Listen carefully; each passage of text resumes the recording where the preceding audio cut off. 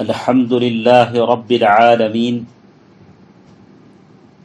والصلاة والسلام على أشرف الأنبياء والمرسلين وعلى آله وصحبه ومن تبعهم بإحسان إلى يوم الدين أما بعد.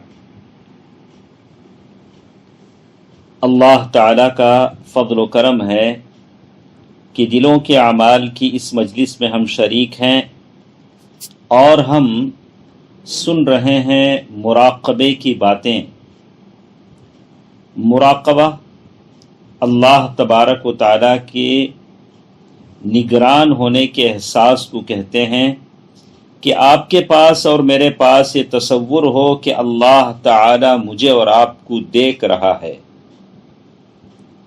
اور اسی میں سے جو چیز ہمارے ساتھ تھی وہ یہ التأدب مع اللہ تبارک و تعالیٰ کے ساتھ با ادب ہونے کا کیا مطلب ہوتا ہے. بہت ساری باتیں ہمارے سامنے ہوئی اور ساری باتوں کا خلاصہ یہ ہے کہ مراقبہ یعنی اللہ تبارک و تعالیٰ کی نگران ہونے کا احساس کرنا، تصور کرنا، دل میں بٹھا لینا، ہی الموجبۃ لکل صلاح و خیر، وہ ساری نیکیوں کا سبب ہے، ساری بھلائیوں کا سبب ہے. دیر یا جلد آپ کی زندگی میں ساری بھلائیاں نظر آئیں گی جب آپ یہ تصور اپنے دل میں بٹھا لیں گے. اس مراقبے کی دولت سے آپ کا نفس نیک بن جائے گا اور آپ لوگوں کے ساتھ نرمی کا برتاؤ کریں گے، کسی کے ساتھ کیسا بھی سلوک کریں گے لیکن اس تصور کے ساتھ کریں گے کہ اللہ رب العالمین مجھے دیکھ رہا ہے. یہ بات آپ سے مخفی نہ رہے، یہ بات آپ سے چھپی نہ رہے کہ انسان کے ظاہر اور باطن میں ایک طرح کا تعلق ہوتا ہے. وہ انسان جو اپنے دل میں برے خیالات چھپائے رہتا ہے، اس کے دل میں برے وسوسے پنپتے ہیں اور عجیب طرح کے مکر و فریب اس کے دل میں ہوتا ہے، لیکن لوگوں کے سامنے بڑی اچھی شکل میں لوگوں کے سامنے آتا ہے اور لوگوں کو تو معلوم نہیں ہوتا کہ اس کے دل میں کیا کچھ چل رہا ہے. تو کہتے ہیں لا بد ان یفتضح، لیکن ایک دن آئے گا کہ اس کی دل کی برائیاں ساری کی ساری باہر آ جائیں گی. اس لیے کہ انسان خلوت میں ایسی حالت میں ہوتا ہے جس میں اللہ راضی نہیں ہے، اور جلوت میں لوگوں کے سامنے الگ طور و طریقے سے ہوتا ہے. لوگ سمجھتے ہیں کہ نیک ہے، صالح ہے، عابد ہے، زاہد ہے، لیکن ایسے آدمی کو اللہ تعالیٰ کسی نہ کسی دن ذلیل و خوار بنا کر رہتے ہیں، مگر وہ جس پر اللہ تعالیٰ پردہ ڈال دے.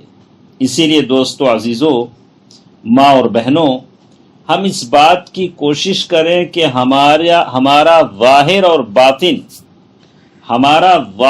باطن دونوں ایک جیسا ہو، دونوں میں کسی طرح کا کوئی فرق نہ ہو. اسی لیے سلیمان التیمی رحمہ اللہ کہتے ہیں ان الرجل لیذنب الذنب فیصبح وعلیہ مذلۃ. ایک آدمی اگر گناہ کرتا ہے، اگر رات میں گناہ کرتا ہے، تو اس حالت میں وہ صبح کرتا ہے کہ اس گناہ کی نحوست اس کے چہرے پر نظر آتی ہے. اسی لیے کہا گیا ان احدا لا يسر منکرا الا ظهرا في فلطات لسانه. اگر کوئی چھپ کر کوئی گناہ کرتا ہے تو اس کی سبقت لسانی، اس کے زبان سے وہ گناہوں کی باتیں باہر آ جاتی ہیں۔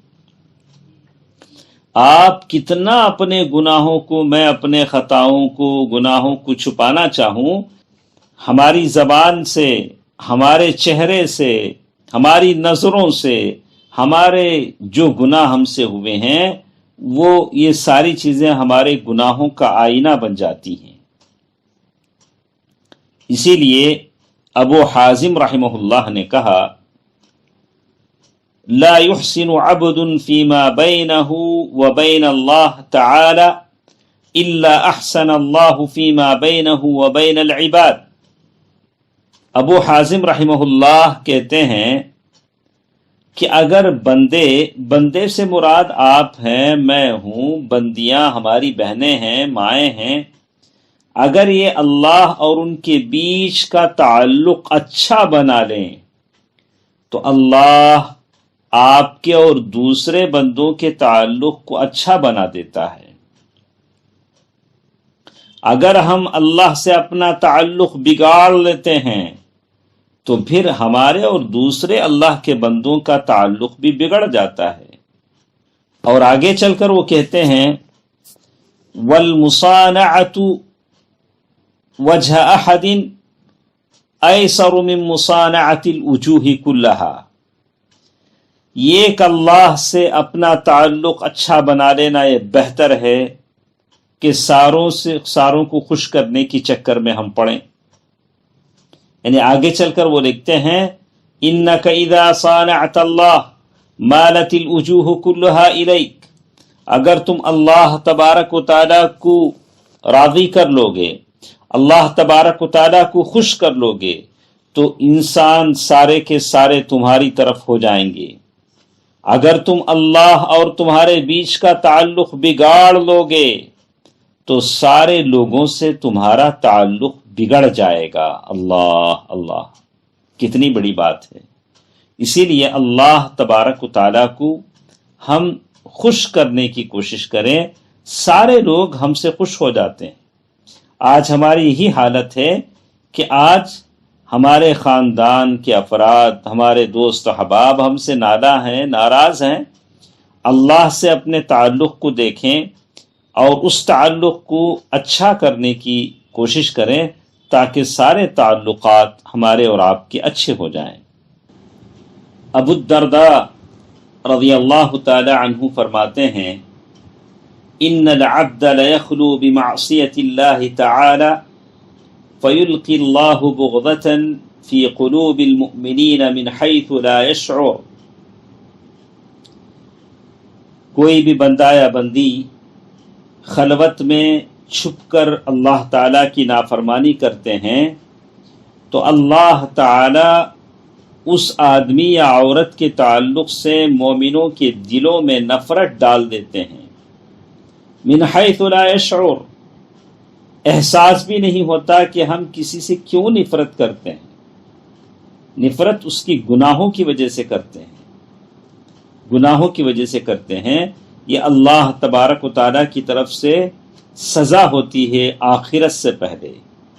انشاءاللہ کچھ باتیں کل کے درس میں ہم سنیں گے، اور آج ہماری یہ پہلی بات تھی مراقبے کے تعلق سے کہ مراقبے کے ثمرات کیا ہیں، فوائد کیا ہیں۔ تو ہم نے سنا التأدب مع اللہ تبارک و تعالی، مراقبے کا پہلا فائدہ یہ ہوگا کہ آپ اللہ تعالی کے ساتھ ادب والے بن جائیں گے، ادب والے بن جائیں گے۔ ادب والے بننے کا مطلب یہ ہے، جیسے ابن قیم رحمہ اللہ نے کہا تھا کہ آپ اپنے معاملات کو اچھا بنا لیں گے، آپ اپنے دل کی حفاظت کر لیں گے، آپ اپنے ارادوں، خیالوں، ان تمام چیزوں کو اچھا بنا لیں گے تاکہ اللہ تبارک و تعالی آپ سے اور مجھ سے راضی رہے۔ انشاءاللہ کچھ باتیں کل کے درس میں ہمارے ساتھ رہیں گی۔ اللہ تعالی بہتر بات سننے اور عمل کرنے کی توفیق دے، آمین۔ والسلام علیکم ورحمۃ اللہ وبرکاتہ۔